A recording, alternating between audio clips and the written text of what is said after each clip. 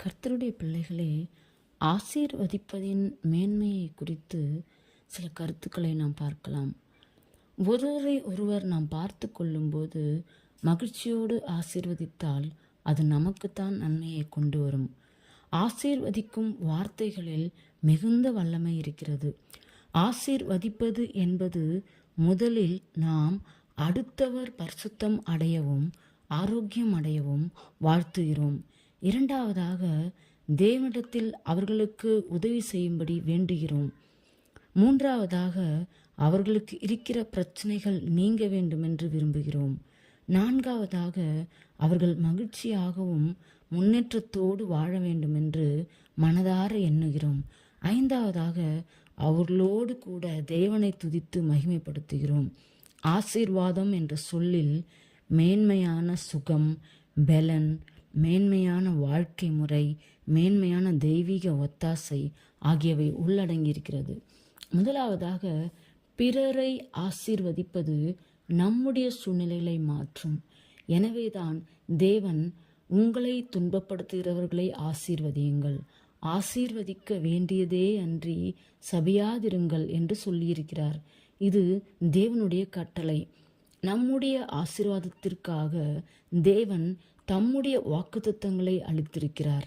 நம் வாயிலிருந்து எப்படிப்பட்ட வார்த்தைகள் வருகிறது என்பதை அவர் கவனித்து கொண்டே இருக்கிறார்.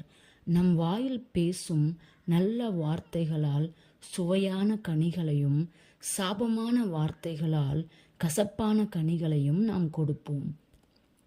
ஆகவே தான் நாம் மற்றவர்களை பார்க்கும் போதெல்லாம் ஆசீர்வதிக்கிறவர்களாய் இருக்க வேண்டும். நம் தாய், தந்தை, சகோதர சகோதரிகள், உறவினர்கள் மட்டுமின்றி நம்முடைய வார்த்தைகளையும் நாம் மனப்பூர்வமாக ஆசீர்வதிக்க வேண்டும். அப்போது தேவனும் தம்முடைய மன விருப்பத்தின்படியே நம்மை நிறைவாய் ஆசீர்வதிப்பார். நாம் ஆசீர்வாதமான வார்த்தைகளை பிறருக்கு அனுப்பும்போது அது நமக்கு ஆசீர்வாதத்தை கொண்டு வரும். பிறரை சபித்தோமானால் அந்த சாபங்களே நமக்கு திரும்பி வரும். பிறரை நாம் குற்றவாளியாக தீர்ப்போம் என்றால் அந்த வார்த்தைகளே நம்மை ஒரு நாள் குற்றவாளியாக தீர்க்கும். இரண்டாவதாக, நாம் பிறரை ஆசீர்வதிக்கும் போது நாமும் ஆசீர்வாதங்களை சுதந்திரித்துக் கொள்வோம்.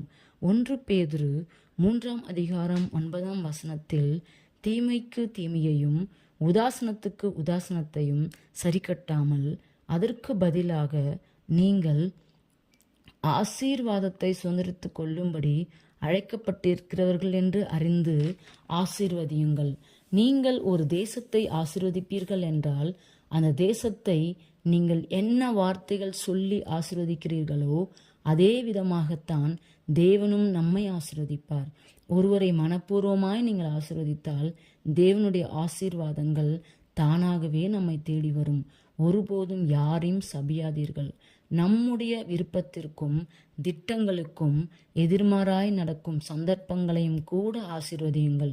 கடினமான சூழ்நிலையின் பிரச்சனைகளையும் நாம் ஆசீர்வதிக்கும் போது தேவனுடைய வல்லமை அங்கே இறங்கி வந்து சூழ்நிலைகளை மாற்றி பிரச்சனைகளை தீர்க்கும். மூன்றாவதாக, நாம் நம்முடைய தேவனையும் ஆசீர்வதிக்க வேண்டும். சங்கீதம் 103:1-5 என் ஆத்துமாவே கர்த்தரை ஸ்தோத்திரி, என் முழு உள்ளமே அவருடைய பரிசுத்த நாமத்தை ஸ்தோத்திரி. என் ஆத்துமாவே கர்த்தரை ஸ்தோத்திரி, அவர் செய்த சகல உபகாரங்களையும் மறவாதே. அவர் உன் அக்கிரமங்களையெல்லாம் மன்னித்து உன் நோய்களெல்லாம் குணமாக்கி உன் பிராணனை அழிவுக்கு விலக்கி மீட்டு உன்னை கிருபையினாலும் இரக்கங்களினாலும் முடிசூட்டி நன்மையினால் உன் வாயை திருப்தியாக்குகிறார். வேதம் திட்டமாய் நாம் அவரை ஸ்தோத்தரித்து ஆசீர்வதிக்க வேண்டுமென்றும் இதுவே தேவனுடைய சித்தமாய் இருக்கிறது என்றும் கூறுகிறது. தாவீது எப்பொழுதும் கர்த்தரை ஆசீர்வதித்தான். அவன் எவ்வளவுக்கு எவ்வளவு கர்த்தரை ஆசீர்வதித்தானோ அவ்வளவுக்கு அவ்வளவு தேவனால் ஆசீர்வதிக்கப்பட்டான். எங்கள் பரமபிதாவே, நீர் ஆசீர்வதிக்கப்படுவீராக. உம்மை ஆசீர்வதிக்கிறோம். நீர் ஸ்தோத்தரிக்கப்படுவீராக. பரிசுத்த ஆவியானவரே, உம்மை ஆசீர்வதிக்கிறோம், நீர் துதிக்கப்படுவீராக. நாம் இவ்விதமாய் தேவனை பார்த்து கூறும்போது தேவன் நிச்சயமாகவே தம்முடைய ஆசீர்வாத கதவுகளை நமக்கு நேராக திறந்து நம்முடைய வாழ்க்கையை ஆசீர்வதிப்பார். தேவனை ஆசீர்வதிக்கும் போது நாம் 3 விதமான ஆசீர்வாதங்களை தேவனிடத்திலிருந்து பெற்றுக்கொள்கிறோம். முதலாவது பாவ மன்னிப்பு. அவரை துதித்து அவருடைய அன்பை உணர்ந்து ஆசீர்வதிக்கும் போது அவருடைய இரட்சிப்பின் அனுபவங்களுக்குள்ளே நம்மை நடத்தி பாவ மன்னிப்பை பெற்றுக்கொள்கிறோம். இரண்டாவதாக வியாதி, துன்பம் ஆகியவற்றிலிருந்து விடுதலை.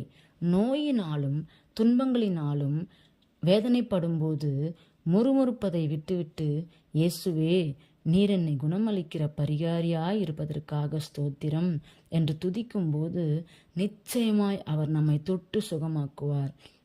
அவரை உற்சாக மனதோடு நம் வாயின் வார்த்தைகளால் ஆசீர்வதிக்கும் போது அவர் நம்மை எல்லாவித ஆசீர்வாதங்களினாலும் நிரப்புவார்.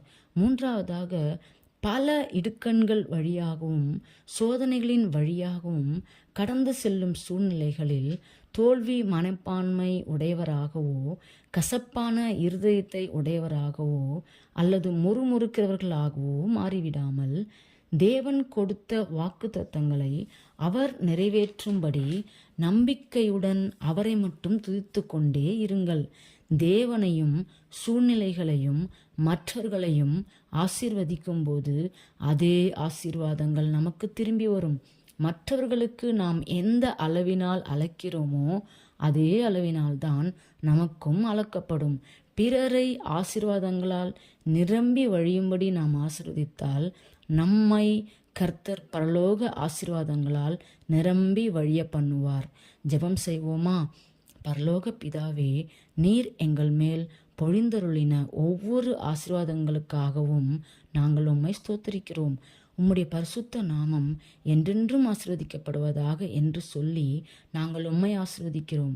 உம்முடைய வல்லமையுள்ள நாமம் எல்லா இடங்களிலும் உயர்த்தப்பட்டு மேன்மைப்படுவதாக.